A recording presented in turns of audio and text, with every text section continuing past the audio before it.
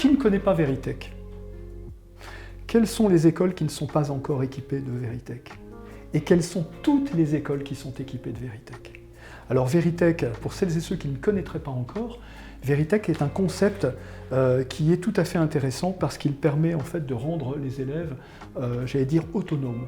Autonomes dans la classe, ça veut dire se prendre en main, se prendre en charge, s'évaluer, s'autocorriger.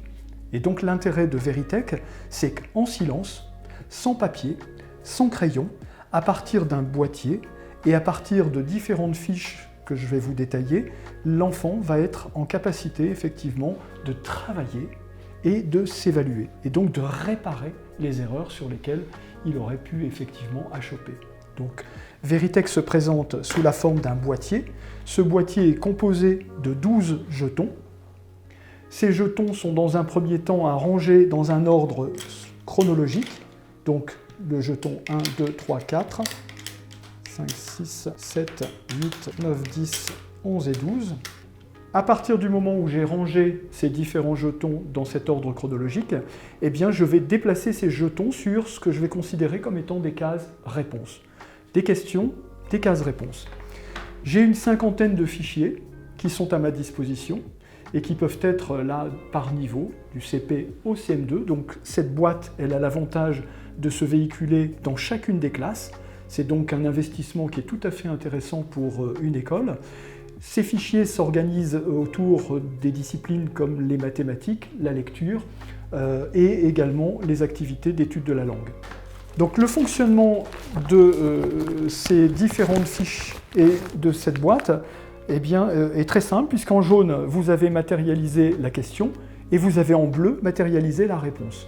Vous avez en jaune sur le boîtier ce qui effectivement est symbole de question, et vous avez en bleu les réponses possibles. Donc à la question 1, la réponse est 9, je viens déplacer sur la case correspondante. À la question 2, la réponse est 11, je viens déplacer sur la case correspondante. Une fois que tous mes jetons sont venus, j'allais dire, du haut vers le bas, je ferme ma boîte et je retourne cette boîte. Je découvre une clé de correction, et cette clé de correction est à comparer avec la clé de correction, j'allais dire, du fichier. L'intérêt, c'est que là où je me suis trompé, eh bien, je vais pouvoir effectivement sélectionner les erreurs sur lesquelles je vais pouvoir retravailler. Donc c'est un système qui est silencieux, c'est un système qui est complètement autocorrectif, et c'est un système qui est évolutif, puisque, j'allais dire, les élèves peuvent travailler sur les différentes disciplines. Que vais-je trouver au CP? Je vais trouver des activités sur la combinatoire, je vais trouver des activités sur la syllabe, je vais trouver des activités sur les mots et phrases. Je vais trouver également des activités sur la résolution de problèmes. Au CE1, sur des phrases et textes, sur de la compréhension, sur l'étude de la langue en grammaire, en orthographe, également sur de la résolution de problèmes.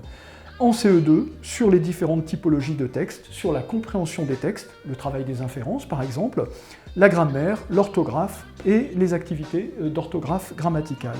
Au CM1, même chose, type de texte, type d'écrit, modalité de lecture, grammaire, orthographe et activité d'orthographe grammaticale.